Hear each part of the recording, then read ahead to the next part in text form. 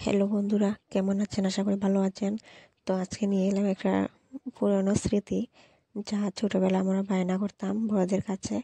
তো দেখুন, আশা করি আপনারা বুঝতে পারছেন যে বৃষ্টির দিনে কাগজ দিয়ে কি করা হয়। তো আমার ছেলেকে একদিন দেখিয়েছিলাম, তো ও বায়না ধরলো আজকে ওকে বানিয়ে দিতে। তো আমি আজকে ভাবলাম, তা ঠিক আছে, আমি আজকে ওকে বানিয়ে দেব। আমিও একটু এনজয় করব, ছোটবেলার স্মৃতিগুলো মনে করব, তাজা করব। তো একটা একটা করে কাগজ দিয়ে বানিয়ে নিচ্ছিলাম নৌকা। তো এখানে বানানো হয়ে গেছে। তো ওকে বললাম, তুমি ধরো, আমি ওগুলো উঠিয়ে দিই, তারপর যাব জলে ভাসাতে। তারপর ও ধরলো, আমি উঠিয়ে দিলাম। তারপর বাইরে গিয়ে দেখি বাকেটের মধ্যে জল রয়েছে। তো বলছে, মা এখানে জল আছে, একটু বাসাও। তো বাসালাম। তারপরে চলে গেলাম বাড়ির ড্রেনে। তো ড্রেনটা যেদিকে জল যাচ্ছে সেখানে ছেড়ে দিলাম একটা একটা করে। তো দেখুন, জলটা কমে গেছে, বৃষ্টিটা অনেকক্ষণ হয়ে গেছে, ছাড়িয়েছিল।